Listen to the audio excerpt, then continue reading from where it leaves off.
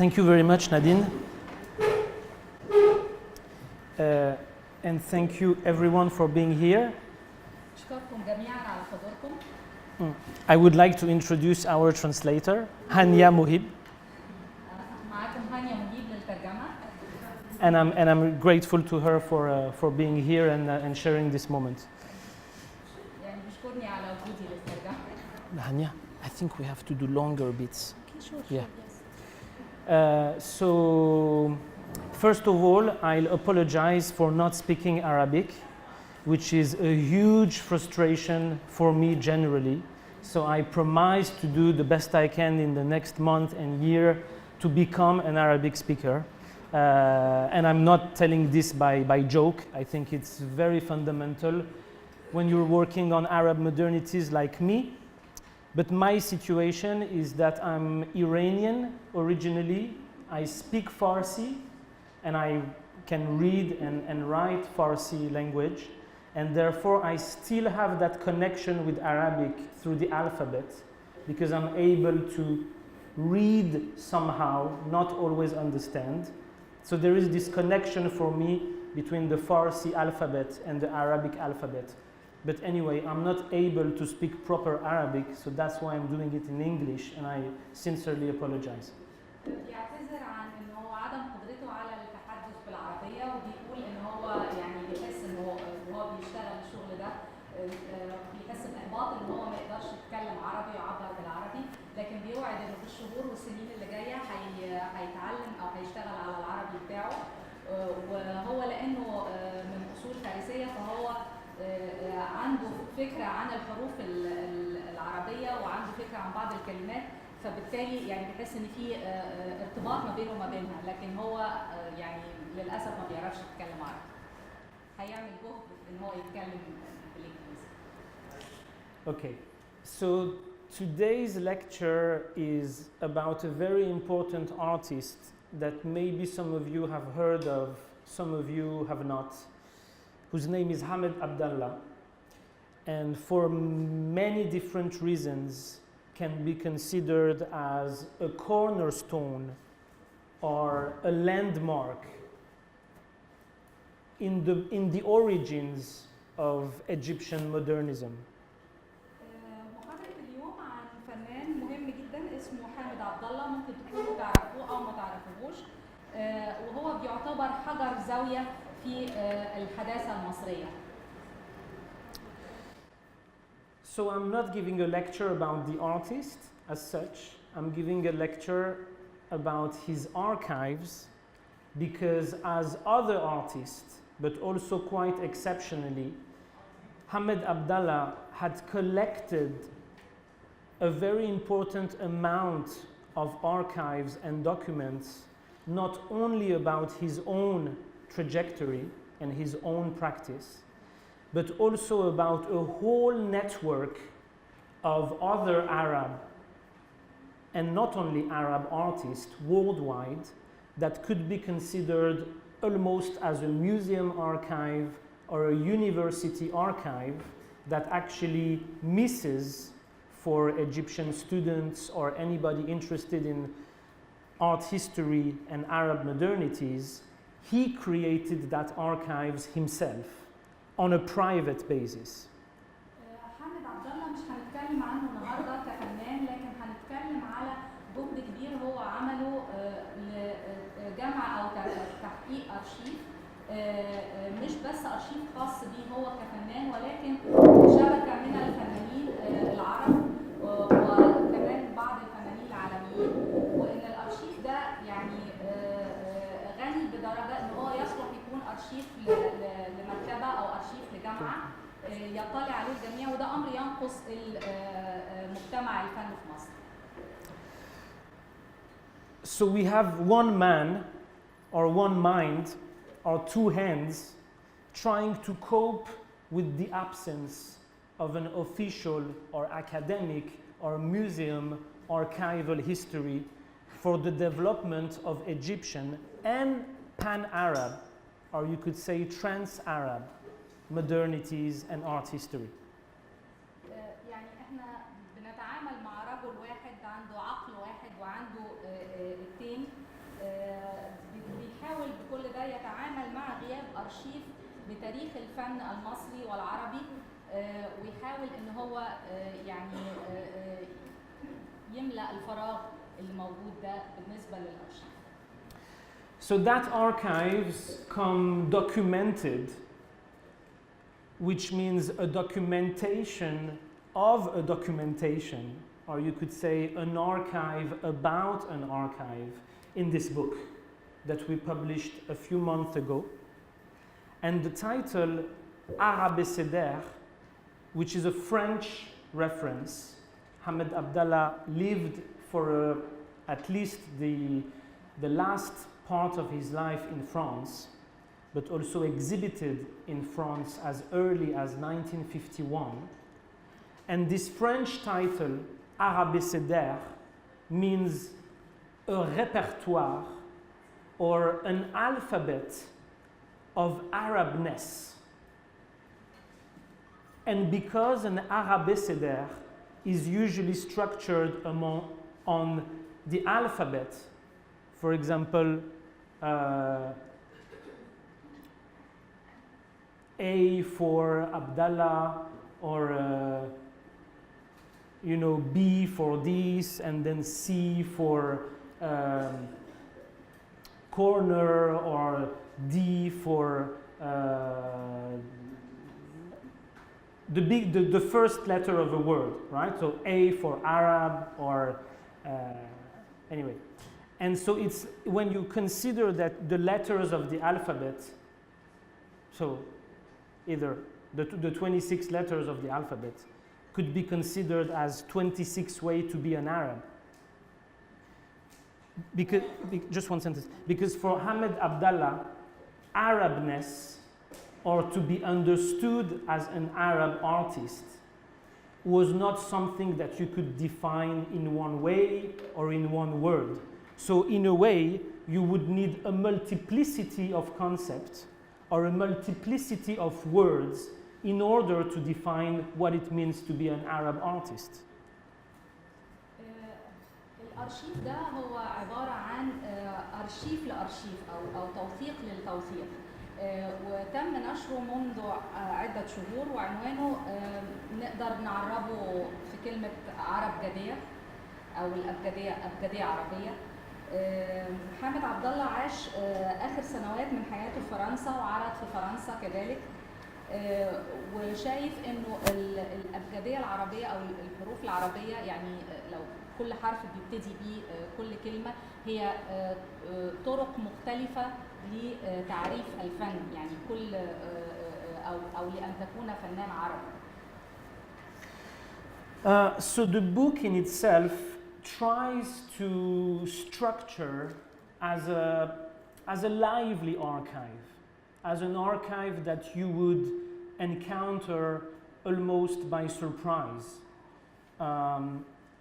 And the biggest challenge, I guess, was to evolve, to structure the book, or to think of the book as something half organized or half classified and half open to interpretations, to new classifications, because Hamid Abdallah's private archive was that way.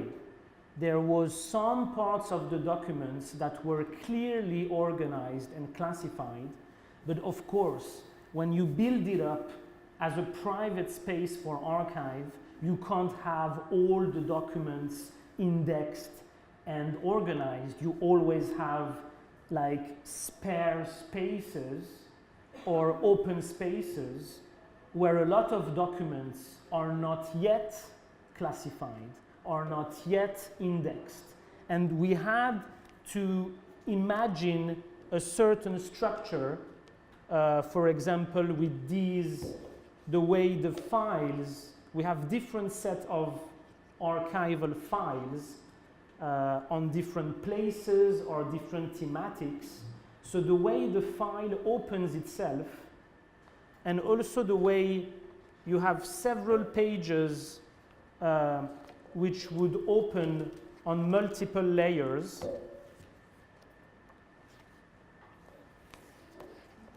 for example here, gives you a sense, or tries to give you a sense of this flow between the documents and between classification or future classification through your own wanderings in between those documents, because it's a quite heavy and quite loaded amount of documents and archives. الكتاب يعتبر أرشيف حيوي، يعني بيقابلنا بمفاجأة كبيرة. أهم تحدي بالنسبة له كان بناء الكتاب كعمل منظم ومصنف، ولكن حب كمان إنه نصه يكون منظم ومصنف والنص التاني مفتوح لتفسيرات جديدة وتصنيفات جديدة. لأنه ده الشكل اللي اشتغل عليه حامد عبد الله، هو إنه بعض الوثائق زي في أي أرشيف، بعض الوثائق كان منظم ومصنف، ولكن في بعض الوثائق ما تصنفتش وما تنظمتش بعد. في الكتاب ملفات وعناوين مختلفة، والطريقة اللي بتفتح بيها الصفحات والطريقة اللي متصمم بيها الكتاب بيدي هذا الإحساس بالانتقال من طبقات مختلفة من الأرشيف علشان ينقل التجربة اللي مر بيها في ده. So here, okay, sure. But you're doing well. So here, I don't, probably not all of you can see the screen, I'm sorry, but it's just the table of content of the book, and the table of content functions as open entries to the archive. So some of the entries are geographical. We have an Egypt file, a Paris file, an Italy file, a Denmark file, and you also have thematic files. So you have a correspondence file, you have a file entitled Love Letters, which is a play on word with the Hurufiyya art movement. You have a file on caves, because Hamid Abdallah did a lot of travel and study of prehistoric caves. And you also have a file on Palestine for his activism and militant practice for Palestinian people and for the Palestinian cause. So these are a few examples. بيستعرض بعض التصنيفات المختلفة، مش كلها يعني الأرشيف مش متصنف وفقا لنفس المنطق. في بعض التصنيفات الجغرافية زي مثلا في ملف عن مصر، ملف عن إيطاليا، ملف عن الدنمارك، وفي كمان ملفات متصنفة حسب الموضوع زي مثلا حروف الحب، زي مثلا فلسطين وعملوا في كناشط للقضية الفلسطينية. So what I will do is that I will go through a few of the files. We don't have the time to do all of them, but we chose between 5 and 6 archival files that we will explore together. But I should also mention the original essays, which is the new contribution to this book. We have 4 essays written especially for this publication. And the first of them is very important because it's by Mr., or I should say Ustad Ezzedine Naguib, who is with us here today. And I'm very, very happy to have him with us. So it was very important that we have an art critic and art historian from Egypt who was close to Hamid Abdallah, knew the artist very well, and wrote several essays about Hamid Abdallah throughout his life. Thank you for being here, Mr. Naguib.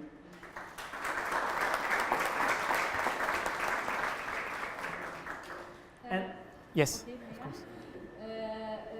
قمنا باختيار حوالي 6 ملفات من الكتاب، لأن طبعا الوقت مش هيتسع إن احنا نتكلم فيها كلها، فاخترنا 6 نتكلم فيها بإيجاز. وكمان هنستعرض جزء من المقالات الأساسية اللي 4 منها اتكتب خصيصا للكتاب. أبرزهم المقال للأستاذ عز الدين نجيب اللي موجود معانا هنا وبنشكره لوجوده معانا، لأنه كان يعرف الفنان حامد عبد الله عن قرب وعاش معاه. And I will mention very briefly the other essays of the book.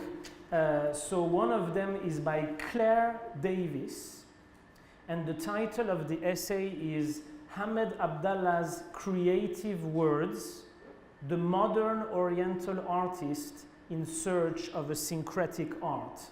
And Claire Davis is a curator for Middle Eastern art and North African arts at the Metropolitan in New York City. So we're very glad to have her in the book. And there's also a near announcement for an acquisition by the Metropolitan in New York of a very important work by Hamed Abdallah, which will be part of the Metropolitan collection very soon. هنستعرض كمان أجزاء من المقالات الأخرى، منها مقال لكلير ديفيس بعنوان حامد عبد الله الحروف الإبداعية،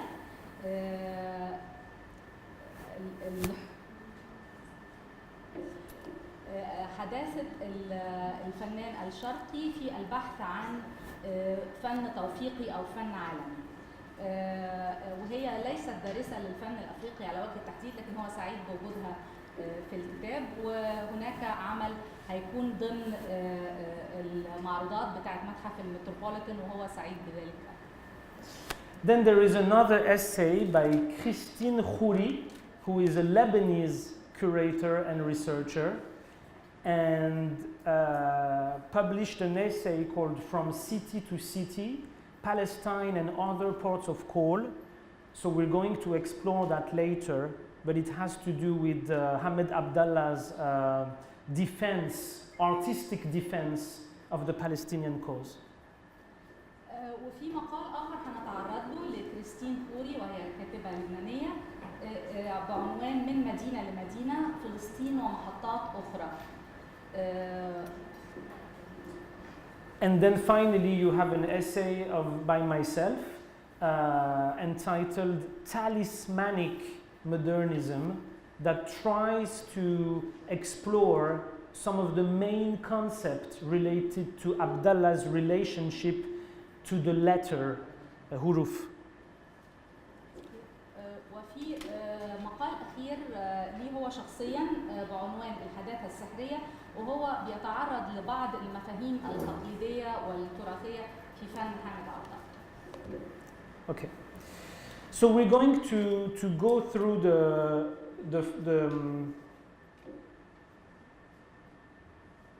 the first file, the first archival file, which is Egypt. So what you will get in this particular file is a whole set of material going from books to exhibition brochure to press clips, press articles, personal notes or individual notes from the artist, also some correspondence. So a very diverse and a very diverse range of documents related to, I would say, the emergence of the first modern art galleries in Egypt and in Cairo, and the way Hamed Abdallah interacted in front of the emergence of modern art galleries in which he exhibited, but also to which he had an issue about class struggle and the approach of art from an elitist or a popular perspective, and how this elitist and popular perspective on modern art or contemporary art of their time would be approached. How do you approach this sort of class struggle through the emergence of modern art galleries in Cairo, mostly French-speaking galleries. الملف الأول عن مصر هو بيضم مجموعة كبيرة من المواد المختلفة المتنوعة، كتب، مقالات، مقتطفات، مذكرات للفنان نفسه، مراسلات، بروشورز أو مطبوعات خاصة بالمعارض، وبيتعرض فيه لتاريخ قاعات الفن الحديثة الأولى في القاهرة تحديدا، وتفاعله مع القاعات الجديدة اللي هو كان بيعرض فيها، ولما يراه كنوع من الصراع الطبقي، لأنه ازاي الواحد يتكلم عن يعني معاناة الناس والشعوب في ظل انه القاعات في الأساس يعني ناتجة أو بتدار عن طريق مجموعة من الأشخاص من الطبقات العليا ويتحدثوا اللغة الفرنسية. So for example here on that press article you can see an independent art school that was opened by Abdallah in the 40s, which shows you that there were a lot of diplomats, wives of diplomats, so foreign women coming to Abdallah's independent studio to learn how to represent actually popular Egyptian figure or peasants figures and people from the farming areas of outside Cairo. So how interesting that you would have this figure of Hamid Abdallah able to bring elite ladies who want to learn painting for leisure, but in order to represent actually popular and peasant Egyptian women as the main pattern for figurative art at that time. في المقال ده بنلاقي تحقيق عن مدرسة فنية هو قام بتأسيسها في القاهرة أو افتتحها في القاهرة، حامد عبد الله، وكانت بتأتي للمدرسة دي زوجات سفراء أجانب علشان يتعلموا الرسم والفن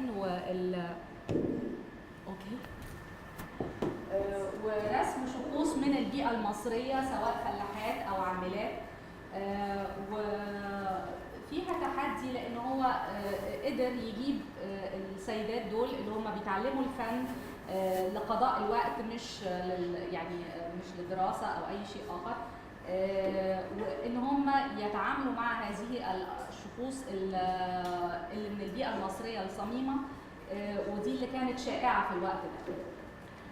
And then we can go over the press clips, and the press clips shows a permanent back and forth between Arabic and French.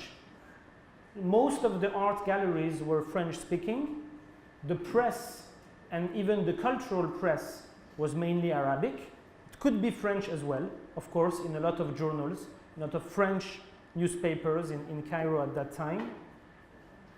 But the coexistence even of Arabic and French language becomes a transcultural, you could say, or a cosmopolitan space to be explored by an artist who was a painter, but also a teacher, but also a researcher, right? So obviously acting as a painter, a researcher, and a teacher required to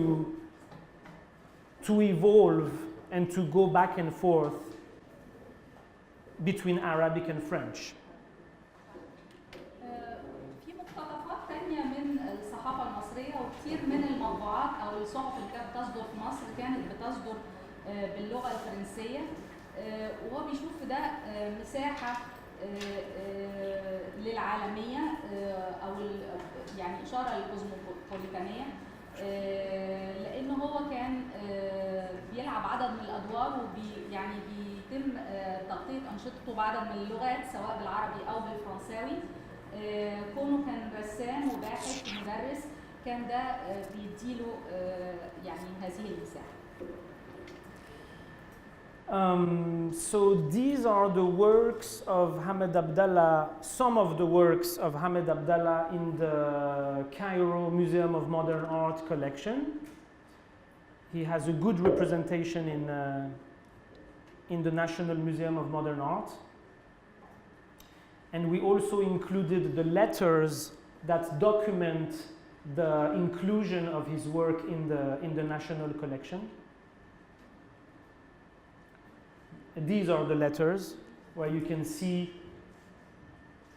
his communication and also his widow's Kirsten communication with the Museum of Modern Art in Cairo. دي بعض أعمال الفنان حامد عبد الله اللي هي من مقتنيات متحف الفن الحديث في القاهرة، والحقيقة هو ليه عدد كبير من الأعمال في المتحف.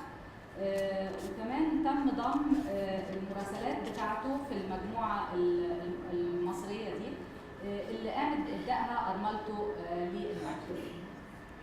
There is this very funny image of, sorry, I'm trying to find that image.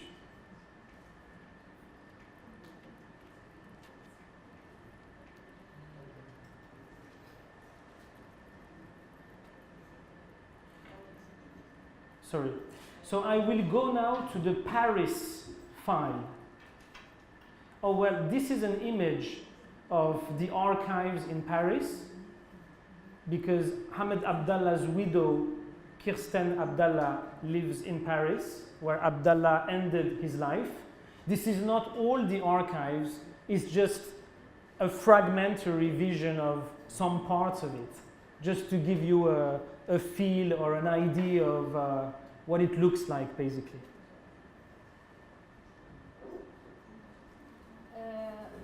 الصورة دي صورة لقطاع من الأرشيف اللي موجود في باريس في حوزة أرملة الفنان كريستين عبد الله. هي بتقيم في باريس، والصورة دي هي جزء بسيط من الأرشيف، مش طبعا من الأرشيف كله، لكن هو يعني عشان ندي انطباع عن شكل الأرشيف أو كيفية حفظه. Okay, so I'm going to shift to the Paris quickly. This is a very funny page of Hamid Abdallah's agenda. It's in the 80s, 1983. So it's at the end of his life. I just want to show you the amount of things and ideas that Abdallah was able to deal with in a single day. It's not a single day, but it shows you a very loaded amount of things to do, people to see, work to develop. الصورة دي صورة بالنسبة له يعني هو شايفها صورة مضحكة لأن هي صفحة من أجندة حامد عبد الله، وده كان في آخر أيام حياته سنة 83. الصورة بتوري كم الأفكار والنشاطات والارتباطات اللي موجودة في حياته اليومية، وقد إيه يعني هو كان بيبقى قادر إن هو يعمل ده ويقابل ناس كتير ويحضر فعاليات كتير في يوم. Okay, now I will shift to the Paris file because among the different cities where Abdallah worked and lived, he had a very strong relationship to Paris, where he exhibited as early as 1951, but where he lived from the mid-70s. No, mid-60s, from the mid-60s. Hania, maybe you... Yes, okay. You said 1971? He exhibited 1951, but lived there from mid-60s. كان حامد عبد الله لديه علاقة وثيقة جدا بباريس، وهو بدأ يعرض فيها في سنة 1951 ثم بدأ يعني انتقل الحياة فيها في الستينات. So the press clips and the press articles from Paris are very interesting because of the way they describe Abdallah. They, of course, describe him as an Egyptian, of course, at a time where the exoticism about a non-Western artist was necessary for the press in order to highlight an interest for a foreign artist, right? And the vocabulary and the narrative built out through the press is what you see here, un Égyptien à la conquête de Paris. So it's this very romantic idea of a non-Western artist who tries to take over, tries to empower himself through a Western cosmopolitan city like Paris. And the interesting thing about it is that Hamad Abdallah will make a point of representing Paris workers, like lower class workers that you would see in Châtelet and also in the suburb of Paris. In a way, he was finding the mirror to the Egyptian peasants and the Egyptian lower class people by finding the same lower class workers and people in Paris and representing them.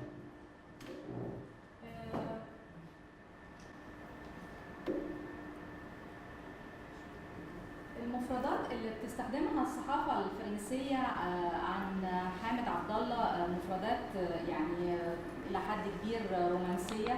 هي بتعرفه بالفنان المصري وقت ما كان مهم بالنسبة للصحافة أنها تعرف الفنان الغير غربي بالمكان اللي هو جاي منه، وبتعرضه كفنان غير غربي بيحاول يدعم نفسه عن طريق وجوده في باريس المدينة الكبيرة الكوزموبوليتان.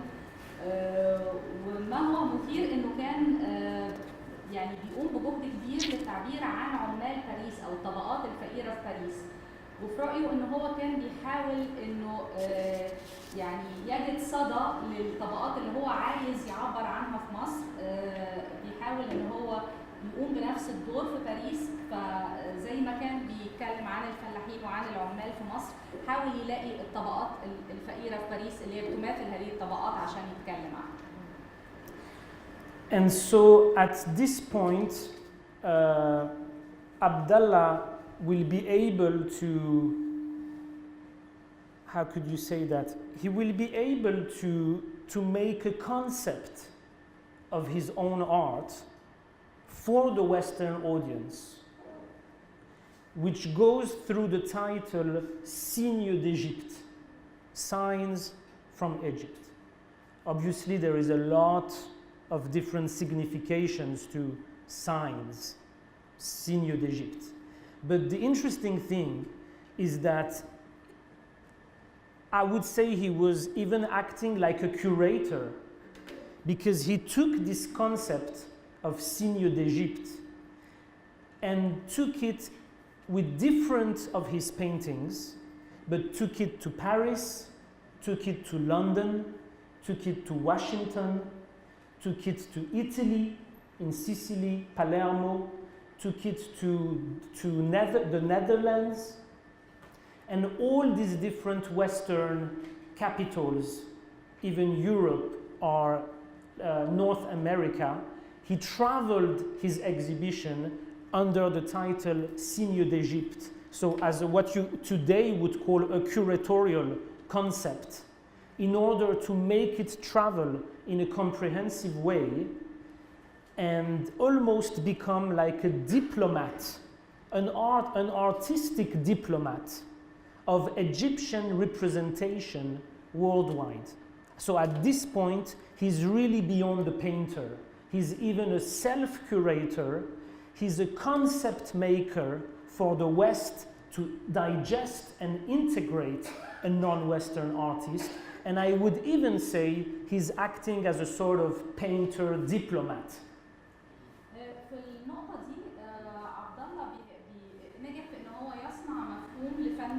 موجه للجمهور الغربي، واختار عنوان Signs of Egypt أو علامات مصرية بكل التنوع من المعاني اللي بتحمله الكلمة دي. هو كأنه بيشتغل منسق للمعارض أو اللقاءات الفنية لما اختار هذا العنوان، ومش بس عرض بيه في باريس، لا هو عرض بيه في مدن غربية مختلفة، وعرض بيه في الولايات المتحدة الأمريكية، حتى إنه نقدر نقول إن اللي هو عمله ده خلاه ما يشبه السفير الفني لبلده. Okay. So now I will shift to a different file, which is the file Love Letters. If you want to announce that. هننقل لملف جديد وهو بعنوان حروف الحب. Love Letters. حروف الحب.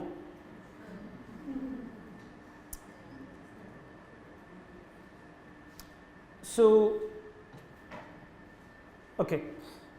So we have in the development of pan-Arab modernism, we have an art movement which is not really a movement in itself, but was critically understood as a stream of Arab artists acting and practicing around the letter, the alphabetical letter, or calligraphic letter in their paintings visually. And that was generally called the hurufiyya, practiced by artists from Lebanon, from Iran, from Morocco, from Egypt, from Iraq, etc., etc. في تطور الاتجاه العروبي الحديث بنلاقي حركة فنية مش بتعتبر حركة فنية في حد ذاتها، ولكن نقدر نقول عليها تيار من الفنانين العرب كانوا بيشتغلوا أو بيعملوا على تطوير الحرف العربي واستخدامه وتوظيفه في أعمالهم. فنانين من لبنان، من المغرب، من مصر، وكمان من إيران. So what Ahmed Abdallah did as a contribution to this sort of network of hurufiyya is to find a new formula. The basic formula needs you to reenact, or you could even say mimic, calligraphic gestures and calligraphic structures in a modern way, also through the inspiration of decorative arts and applied arts. But what Abdallah did was quite different. He was still exploring around that idea of the plasticity of the letter, but he was taking it in a more physical and almost body shapes. So it's as if he reintegrated the letter from its calligraphic context, which is obviously sacred, to a more profane but more social and political field. Because the letter for him will become like a political motto or a political slogan that he can play with around different words. It could be the word love, or the word revolution, or the word sadness, and how he's going to write this word with an abstract texture was totally new to the movement where everything had to be legible, decorative, and calligraphic. He's doing something else. اللي عمله حامد عبد الله للشبكه دي من الحروفيين او المجموعه دي من الحروفيين هو انه حاول انه يلاقي صيغه جديده يمكن فيها تقليد حركه وشكل ومرونه الحرف العربي في اعمال فنيه حديثه. هو عمل كمان حاجه مختلفه، وهي انه أخذ الحرف العربي أو شكل الحرف العربي وجعل منه رمز سياسي يقدر يستخدمه يعبر بيه عن الحب والثورة، وممكن يكتب الكلمات بشكل تجريدي في وقت كان الحرف يعني فقط الحرف واستخدامه لازم يكون ليه رسالة مباشرة في الوقت.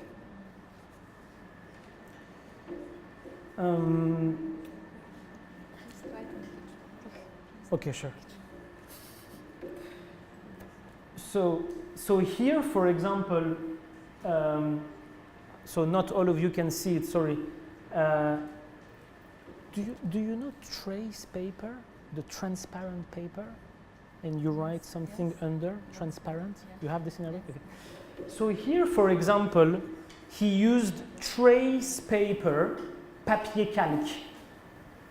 He's using trace paper to reproduce some decorative patterns or some calligraphic decorative architectural or decorative structures and patterns, right? To study them. But the use of the trace paper, which is transparent and movable, actually translates his impulse for not fixing patterns, not respecting the original structure of a calligraphic pattern, but to transport it, to displace it from an architectural space to a painterly space or to a drawing space, to give it different sizes, different scales. So it's a very interesting method of his in terms of migratory patterns or a migration of decorative patterns through different spaces. هو في الصورة هنا هو بيوري استخدامه للورق الشفاف أو الورق الكالش زي ما بيقولوا بعض المهندسين لإعادة إنتاج وحدات زخرفية هندسية لدراستها.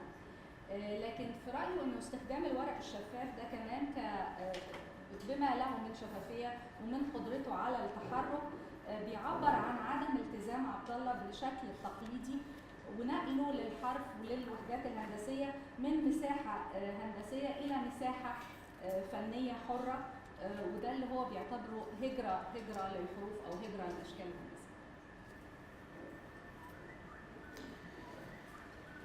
So, if we move forward, another example of his sort of cosmopolitan and diplomatic travels was in Italy,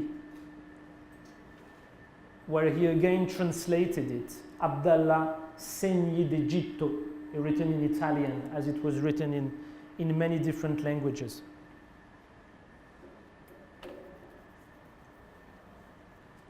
هننتقل لنموذج آخر من رحلاته في فصل بعنوان إيطاليا، وهي من الفصول اللي بتتكلم فيها عن يعني ميوله العالمية أو الكوزموبوليتان. So here, for example, you have a list of his painting to be sold in Italy, and all the titles referring to Egyptian context or to Egyptian concepts or places have been translated obviously in Italian as they were translated to French, to Dutch, to English, etc., etc. I mean, my point here is that language and translation through different languages becomes almost an artistic practice in the 50s. هنا في قائمة من أعماله اللي هو كان هيبيعها في إيطاليا، والعناوين أو الأسماء هي أسماء مصرية قام بترجمتها للغات مختلفة على حسب المكان اللي كان بيروح فيه، والترجمة بتتحول إلى يعني تعبير عن شخصيته هو. Okay. Maybe we can have a quick look at a file called Affinities, which is his artistic affinities or artistic friendships. There are two files like this in the book. And this one will be interesting to look at because there are also both Arab and non-Arab artists among his affinities. في فصل هننتقل ليه دلوقتي بعنوان انتماءات، وهنا في الكتاب في فصلين بيحملوا نفس العنوان، والفصلين فيهم بعض الانتماءات او الصداقات الفنيه اللي هو حابب يسميها صداقات فنيه. الصداقات الفنيه دي بتضم سواء فنانين عرب او غير عرب. So for example, here you can see his artistic friendship with a black American artist called Herbert Gentry. And you can see here a drawing by Abdallah next to a painting by Herbert Gentry, and how an Egyptian artist and an Afro-American artist suddenly come up together for precise aesthetic reason, and that aesthetic reason at that point was to overcome or to deconstruct the dichotomy between figurative and abstract art. There needs to be some figuration process within an abstract space, and there needs to be a potential for abstraction even in figurative art. And that, for example, was a primary concern for an Egyptian artist and an Afro-American artist coming together at the same time in Copenhagen and then in Paris, when Herbert Gentry came again to visit Abdallah's family towards the end of his life in the 80s. من الصداقات المهمة اللي هو ذكرها في الكتاب هنا صداقته مع هربرت جنتري، وهو فنان أفرو أمريكان أو يعني أمريكي من أصول أفريقية، وهنا هم يعني اجتمعوا معا عشان هدف جمالي وفني، وهو يعني الكلام عن الفن اللي هو اللي فيه تجسيد الفيجريتيف أو والفن التجريدي الابستراكت، وده كان موضوع بيهمهم هما الاثنين بشكل مشترك.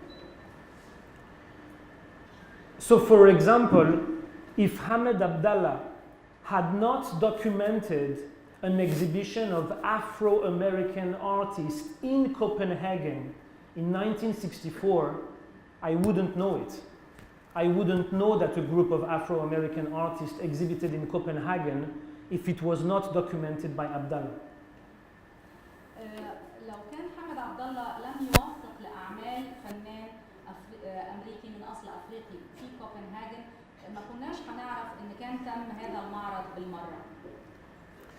And obviously the other thing that links them is an emancipation struggle and independence movements for the civil rights and general anti-imperialist struggles and fights from Afro-American artists, or of course for an Arab, Egyptian, Mediterranean, pan-Arab artist such as Abdallah, for whom emancipation struggles and non-aligned movements were extremely important and needed to be revived through these networks of non-Western artists, or you could even say, in a way, marginal geographies or peripheries among the Western canon.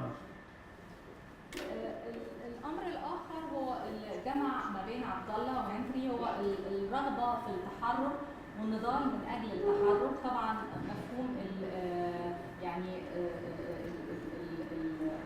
الرغبة دي جاية منين لهنري كونه أمريكي من أصل أفريقي، وعبد الله اللي هو بيناضل من أجل تحرير فلسطين والدول العربية وحركة عدم الانحياز، اللي هو كان محتاج لإحياء هذه التوجهات النضالية عن طريق فنانين من ثقافات مختلفة.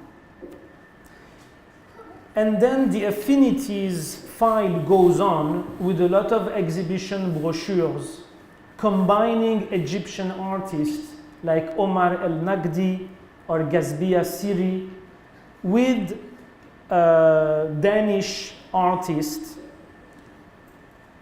and Palestinian artists or French artists like Pierre Alechinsky So it's a sort of recreation of artistic networks, Egyptian, Danish, French, Palestinian, which is totally transnational, totally out or beyond of the boundaries between the East and the West, and is definitely cosmopolitan and recreated by the archives. الفصل بتاع الانتماءات فيه مطبوعات كتير عن معارض ومعارض منها معارض مشتركة، مثلا عمر النجدي جاذبية سري مع فنانين آخرين من فرنسا والدنمارك وفلسطين. وده يعني بيوري ازاي الارشيف بيعيد خلق شبكة او بيوري ان كان في شبكة من الفنانين عابرة للجنسيات وعالمية كوزموبوليتانية بيعبر عنها الارشيف. So here you have some correspondence with Egyptian artist Ramses Yunan from the Surrealist group, and you also have some correspondence with Georges Bahouri, and people like Bahouri and Razbia Siri were, a lot of them, students of Abdallah at some point. Not Ramses Yunan, but there is also a lot of relationship among the Egyptian artists, of course, and we also recorded the more Egyptian dialogues within the archives. في الفصل بتاع المراسلات في مراسلات مع رمسيس يونان الفنان السريالي المصري وجورج البهبوري، وهو بيأكد انه فنانين زي جورج البهبوري ورزبية سري كانوا من تلاميذ حامد عبد الله، وده بيأكد انه كان في يعني شبكة من الفنانين اللي يعني ضمها هذا الأرشيف. Okay, maybe 10 more minutes. Okay, we will go through. So this is some of his books.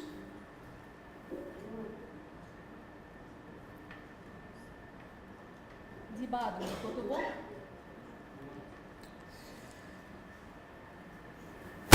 And maybe we can go through the Palestine file now for a few minutes. هننتقل بدقايق لملف فلسطين. Palestine. So this is a map of Palestine worked by Abdallah, again on trace paper, papier calque. And this map is very interesting because it's a prehistoric map of Palestine, right?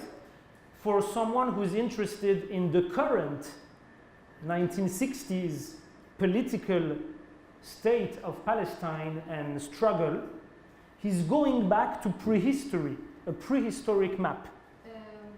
من الوثائق اللي موجودة في القسم ده خريطة لفلسطين عملها عبد الله بنفسه عن طريق الورق الشفاف، والخريطة دي لفلسطين في عصور ما قبل التاريخ، فهي حاجة مثيرة للاهتمام إنه شخص مهتم بتحرير فلسطين وفلسطين في الستينات، فترة الستينات، فعلشان يقدر إن هو يعني يدرس أو يعرف أكتر عن فلسطين يرجع تاني لمراحل هي ما قبل التاريخ.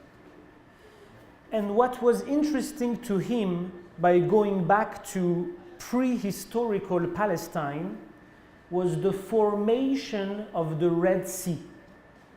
The formation of the Red Sea in terms of geology was a separation but also a link, like a border between Palestine and Egypt.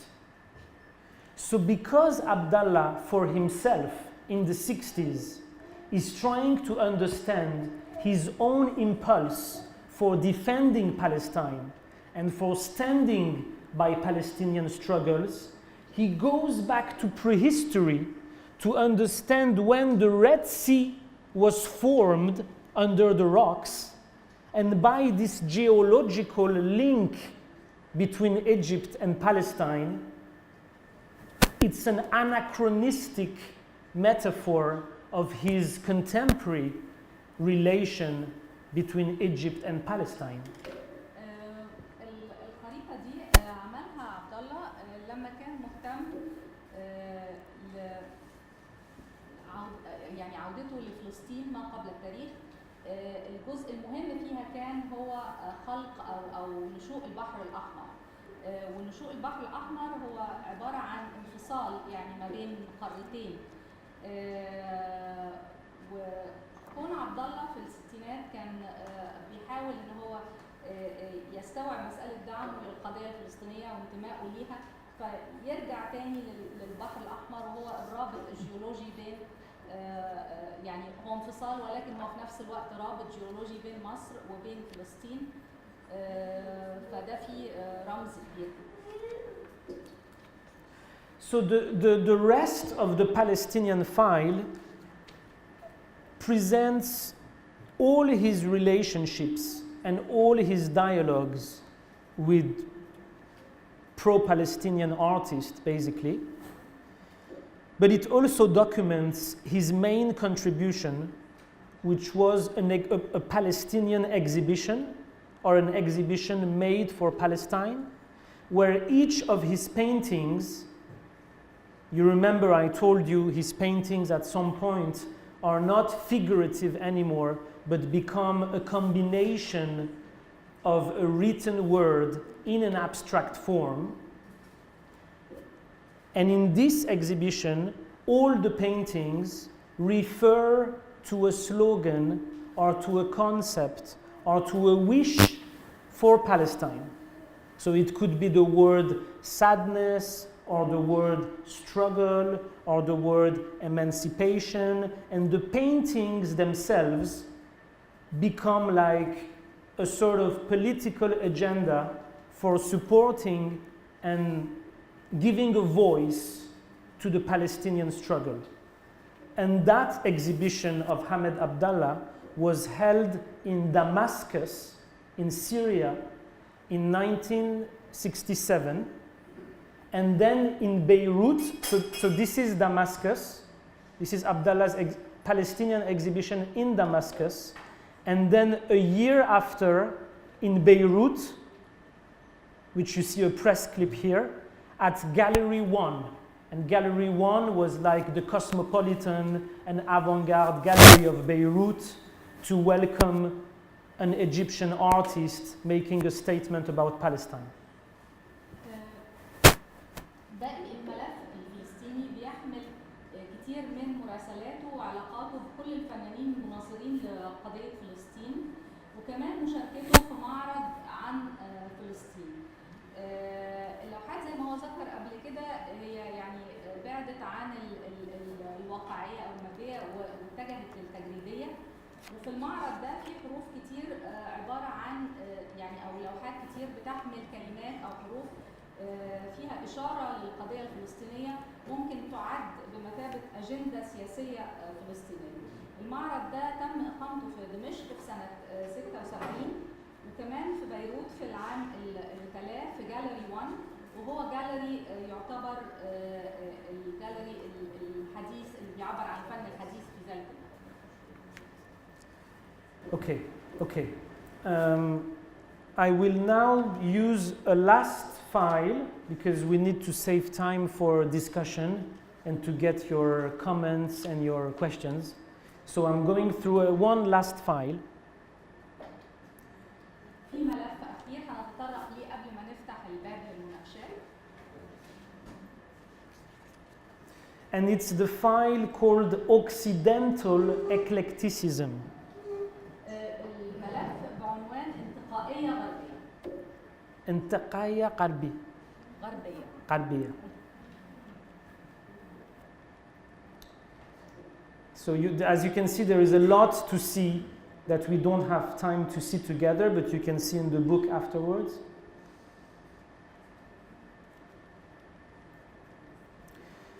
So the file Occidental Eclecticism deals with a very interesting problem. So I will try to explain. you know that through the history of general modernism and Western modernism, a lot of landmark artists, Paul Klee, Wassily Kandinsky, Henri Matisse, and the list is very long, traveled to Arab countries, traveled to Egypt, to Tunisia, to different places, and had a very much strong influence from Islamic art, from Arab countries, in a kind of late Orientalism, you could say, to confront with more historical Orientalism of 19th century, where the East is fantasized by the West. Artists like Paul Klee, Kandinsky, Matisse can be considered maybe late Orientalism, but they travel there, they travel to these places. الملف ده بيدور حول مشكلة مثيرة جدا، وهي احنا عارفين من خلال تاريخ الحداثة العام وتاريخ الحداثة العربية انه كان في بعض الفنانين الغربيين اللي بدأوا يسافروا للدول العربية زي بول كلي وماتيس، سافروا لمصر وتونس وأماكن أخرى في المنطقة العربية وتأثروا كتير بالفن الإسلامي وبالثقافة العربية، وأنتجوا شغل نقدر نوصفه بالاستشراق الحديث، لأنه يختلف عن المستشرقين اللي قبل كده اللي كانوا يعني مبهورين بالثقافة والمجتمع بدون الخوض في الفن يعني، فأعمالهم نقدر نسميها استشراق حديث. So one of the main artists who Abdallah studied in terms of his Oriental influences is Paul Klee. But what Abdallah explored by going through the Oriental clay, or you could almost say the Arab clay, was not so much to understand this late Orientalism. It was more experimental and it was more dialectic. من أبرز الفنانين اللي درسهم حامد عبد الله من ناحية تأثره بالثقافة العربية والإسلامية هو بول كلي، والإنتاج بتاع بول كلي العربي نقدر نقول. So actually Abdallah is looking at Paul Klee's non-Western influences, and he even goes beyond Arab countries. For example, on this image here, you have a postcard of a Paul Klee painting, which is the color postcard, posed on a book about oceanic textiles from oceanic region. And that connection is made by Abdallah. It's Abdallah who goes find a book on oceanic textiles to show how close it is to the Paul Klee painting, even if maybe Paul Klee was looking at a Tunisian textile and not an oceanic textile when he did this. لما درس حامد عبد الله التأثر بول كلي أو التأثيرات على فنه الغير غربية، ممكن نشوف هنا هو في الكارت بوستال المعروض، هو كارت من أعمال بول كلي ومطبوع على غلاف كتاب عن نسيج أوشينيا. الكتاب ده كتبه حامد عبد الله، وهو كان عايز يقول ان في قد ايه تشابه ما بين التأثيرات العربية اللي هي ممكن يكون استقاها بول كلي من مكان زي تونس، ولكن تشبه الى حد كبير النسيج اللي يعني بينتج في اوشينيا. Or because he was living in Denmark at that point, or he looked at fashion magazines Danish fashion magazines and finds the patterns and the abstract shapes through, you know, Orientalist Danish fashion, and again creates other sort of non-conformist or unexpected visual connections between what he finds in Paul Klee and what he finds in a Danish fashion magazine from the 60s. هو في الوقت ده كان بيعيش في الدنمارك، وكان بيشاهد او بيتفرج على مجلات للموضه، وكان احيانا بيلاقي روابط بين نتاج هؤلاء الفنانين زي بول كلي وما بين المنتج بتاع الموضه الدنماركي، وهي روابط غير تقليديه بالمره. And so one of the most impressive experiments around this idea of Occidental eclecticism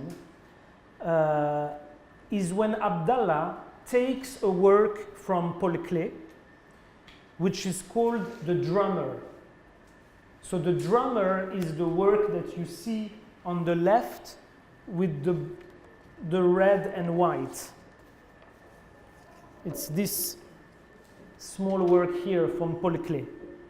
It's called The Drummer. من التجارب الغير تقليديه حول الانتقائيه الغربيه لبول كلي، الصوره اللي شايفينها بعنوان الدرامر او قارع الطبول.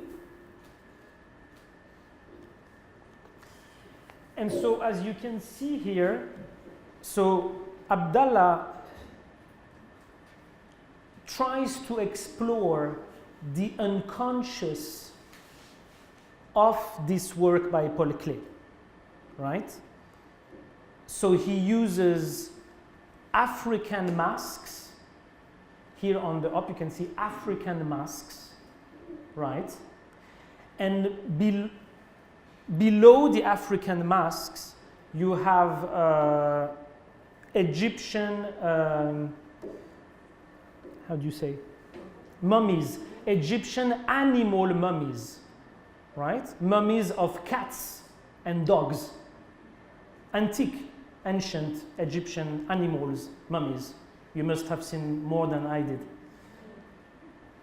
So the African masks are interesting to him because of their shape, their sort of schematic shape, and the mummies are interesting to him because of the absence of the arms. They don't have arms. Remember last night? Les bras? They don't have arms, okay? So the drummer, Paul Klee's drummer, is made out of two arms that beat the drum like this, okay?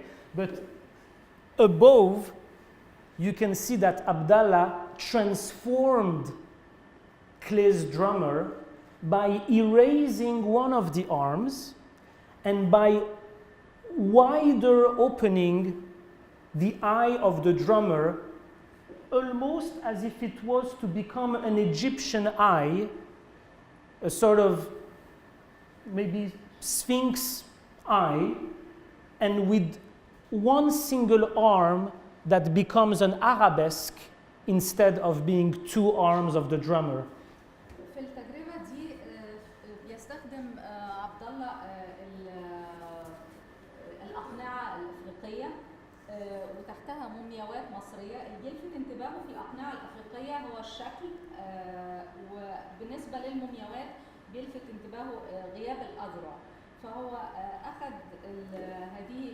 هذا العمل بول كلي اللي هو باسم قارع الطبول، وحاول يغير فيه ويكبر في العين حتى انها اصبحت تشبه عين مصريه، ولغى احد الاذرع فبقى في هذا التشابه مع الموميا اللي هي بدون اذرع.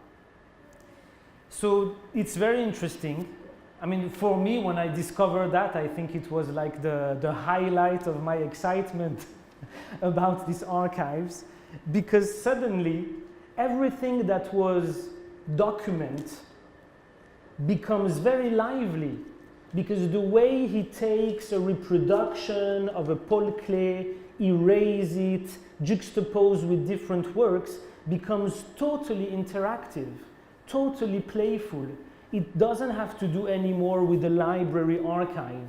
It's almost as if all these shapes and all this transformation take place in front of you. بالنسبة له اكتشاف التجربة دي كان اكتشاف رائع جدا لأنه حوله أو اداله فكرة جديدة عن الأرشيف، وهو أنه ليس مجرد جمع للوثائق وللمخطوطات، ولكن أصبح بالنسبة له الأرشيف ده أرشيف تفاعلي وإبداعي.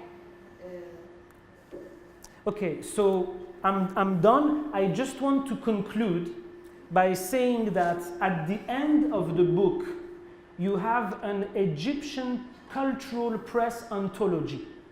It's an anthology going from 1949 to 1997, and it's a selection of Egyptian art critic and Egyptian cultural press. We were able to classify the articles which were part of Abdallah's archive by thematic, so Egypt, affinities, Paris, Pan-Arabism, etc., etc. Maybe you want to. في نهاية الكتاب في قائمة من المقتطفات من الصحف المصرية من سنة 1949 إلى سنة 1997 يعني لنقاد ومن مطبوعات ثقافية مصرية، وتم تصنيفها زي ما هو موجود في الكتاب، تصنيف حسب يعني تصنيف جغرافي وتصنيف بالموضوع. So I will only stress that this anthology is a very interesting resource for anyone interested in Egyptian and Arab modernism. We have articles from Badr Eddin Abu Ghazi, from Aimé Azar, from Louis Awad, from Samir Qarib, from Mukhtar al-Attar, from Mahjoub el-Fil, from a lot of different authors, Egyptian who or non-Egyptian, who wrote in the Egyptian artistic and cultural press, that were all in Arabic and were never translated into French and English. So that's what we did, because the book exists in French and in English. من المقالات اللي موجودة في المقتطفات دي مقالات لبدر الدين أبو غازي، لويس عوض، مختار العطار، محبوب فيل وغيرهم، والمقالات دي لم تكن ترجمت أبدا لأي لغة غير العربي، فهي المقالات موجودة في الكتاب اللي هو بالإنجليزية والفرنسية. That's it. Thank you very much. Anya, bravo. Hein? C'était bien, hein? C'est super. Ah non, it was really good. Ah non, seriously. I was impressed. أشكر طبعا مراد منتظمي اللي جالنا من إنجلترا مخصوص. هو منسق معارض تيت مودرن وكمان باحث ومعجب قوي بالفنانين المصريين. ممكن أي أسئلة Q&A. Yeah, if you have any comments, any questions, so we can do Arabic. We can do Arabic, English, French. You need a microphone.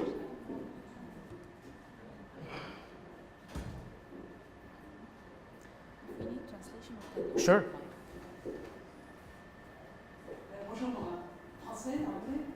Français? Ah oui, non, parce qu'après, you can translate French into Arabic? No, not really. Ah, so, en fait, ouais, anglais serait mieux parce que Hania traduit du... Pardon. Regarding the calligraphy and the sign and the transition for all that, when Abdallah was in Paris, I presume he was a gregarious person, and he mixed with artists, in Paris. I'm just a little bit concerned that you might have omitted an important chapter regarding calligraphy, symbolism, and all that. Et ce sont les peintres du signe. En Algérie, Mohamed Khadda, Abdallah who founded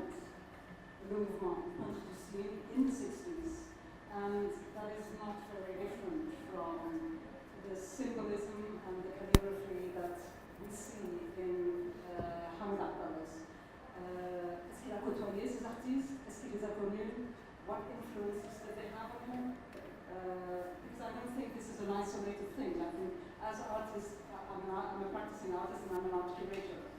And we all go through the same process.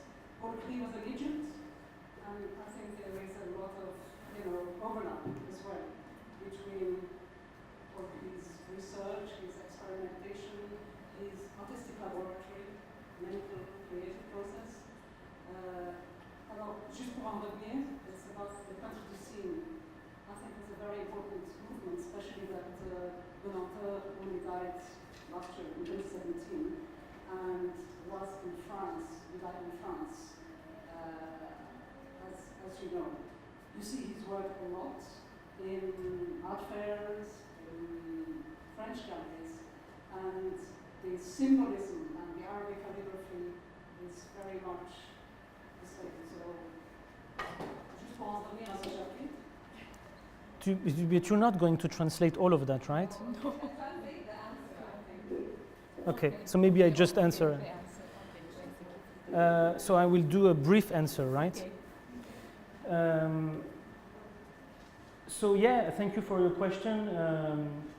You're absolutely right in the sense that it was a very much widespread and international non-movement, I would say, because it was still not signed or claimed by a specific group of artists, even though, as you mentioned, some of them, like Khadda for Algeria, or Rashid Koraishi, or other ones, had a claim for it. بشكرك على السؤال ده لانه الحركه كانت فعلا مهمه او هي تيار زي ما قلنا هو مش حركه لان لم يظهر فنانين يعني بيقولوا ان هي من تاسيسهم يعني وان كان ظهر بعض الفنانين من الجزائر بيقولوا الكلام ده. But for me, the most important, because eventually this sort of non-movement that I would rather call a network eventually was limitless, because even if you go beyond the Arab perspective, you could consider a lot of the Western artists as letterists, and there was a lettrist movement in Europe, right? So it's not about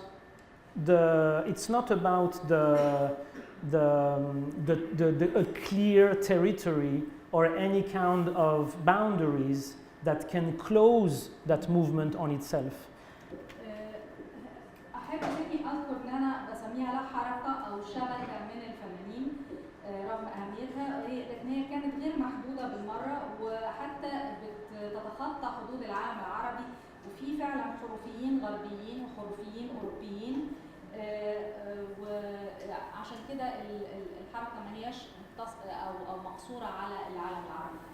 And so just in one sentence, just to end with that, my main point is how something that has evolved through a certain kind of orthodoxy, which is the sacredness of the letter, which is the reference to calligraphy, and therefore spirituality, was absolutely rethought and reshaped in a purely experimental practice, which was that of Abdallah. And to my view, because I studied a lot of them, was probably one of the most experimental formula over what you could consider as a Hurufiyya field.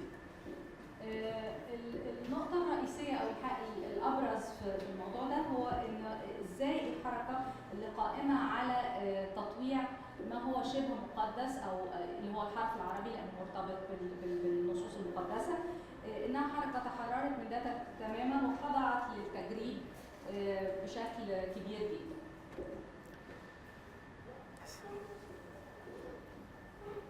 We have someone over there and then someone over there.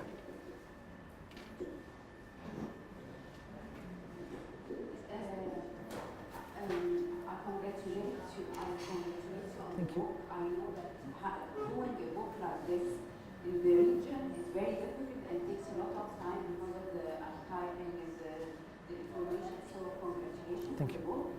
And I have a question regarding what you, like in the start of the the presentation. You mentioned Arab art, so I want to know what your definition. Is it related, when you define an Arab art, is it related to the region, coming from the region, and which, if it is geographically, which part? And if it's not geographical, is it related to the letter, using the letter? Or is it related to a certain kind or form of art that you consider art? So thank you. So thank you for your question. I will be very brief to answer that complex question. It needs a very brief answer. So the answer is no.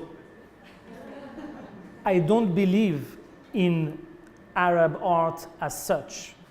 I believe in someone who explored 26 ways to be an Arab artist with the ideas of ARABÉCÉDAIRE, which is like an alphabet of Arabness or a repertoire of Arabness.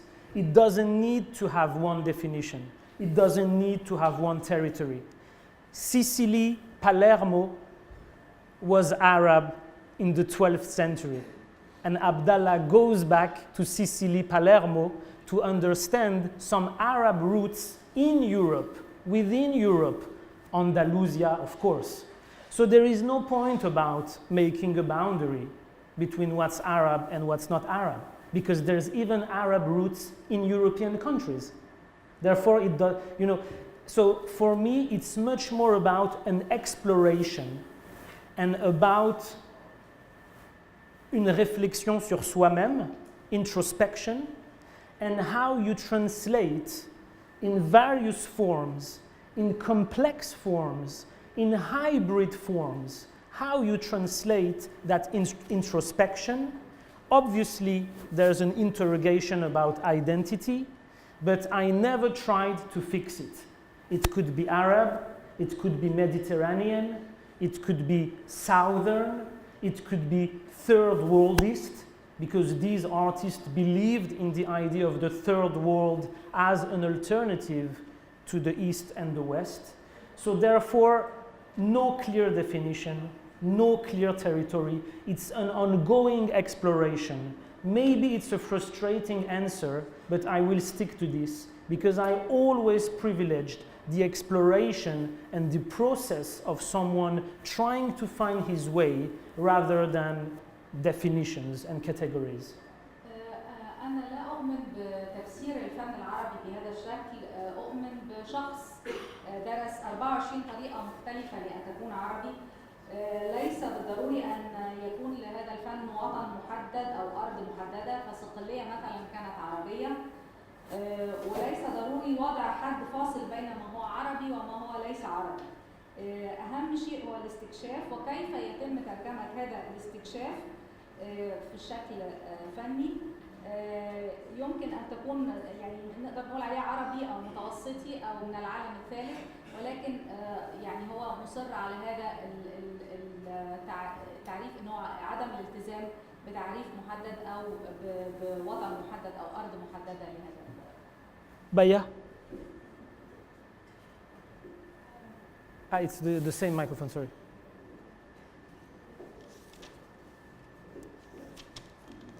Thank you for a great research.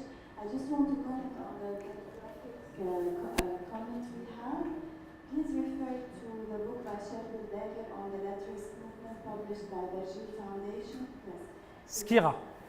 Bergil and Skira. Supported by Bergil, because this will answer a lot of your questions. And his answer was spot on, but that would also have you elaborate.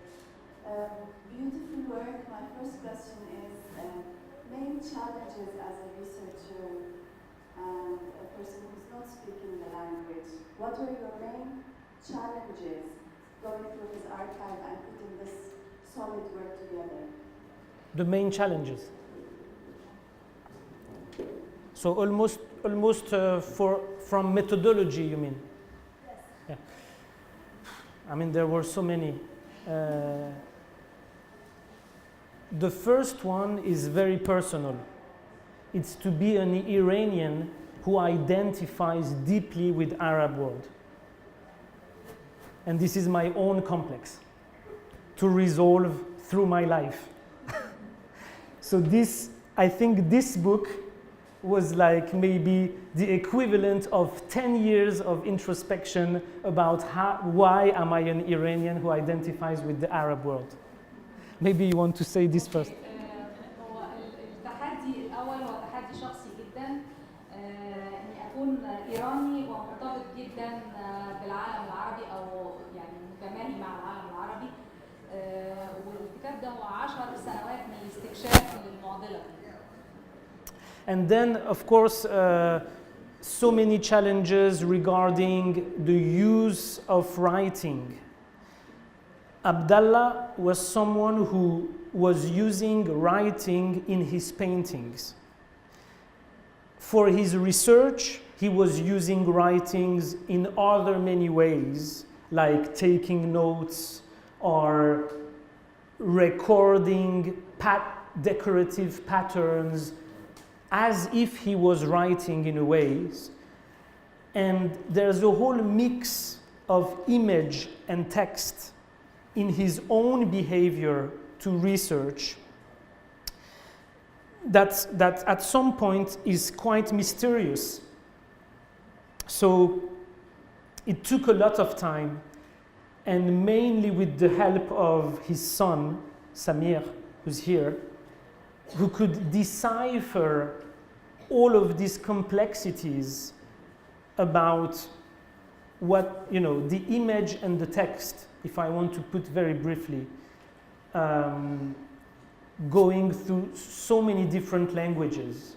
So Arabic, French, English, Italian, Danish, which was the most complicated, of course, and trying to understand not only translation from a language to another, but understand translation from a space to another. So it could be architecture, it could be the Middle Age as a space, and the way he created, these connections was quite overwhelming, and at times also exhausting, or you could lose yourself basically. So I always had to resort to someone who knew him when he documented those in order to understand the complexity of all of these connections basically. في كان تحديات تانية كتير جدا بخصوص طريقة التوثيق اللي كان بيتبعها عبد الله، واللي استخدام الكتابة وتسجيل وحدات زخرفية مثلا في بعض الأحيان، يعني سلوكه أو توجهه كباحث، طريقته كباحث. في بعض الأحيان حتى كان بيصل إن هو بيبقى فيه غموض كبير قوي في الشغل اللي بيعمله، فعشان كده بمساعدة ابنه الأستاذ سمير أمكن فك شفرة كتير من الأمور المركبة دي في الصورة وفي الكتابة، وكمان في التنقل بين اللغات المختلفة ما بين العربي والفرنساوي والإنجليزي والدنماركي، والتنقل بين اللغات ومحاولة فهمها مش بس ترجمة اللغة أو ترجمة من اللغة الأخرى، لكن من مساحة الأخرى، يعني مثلا الهندسة للفن، العصور الوسطى ممكن تكون لغة وهكذا.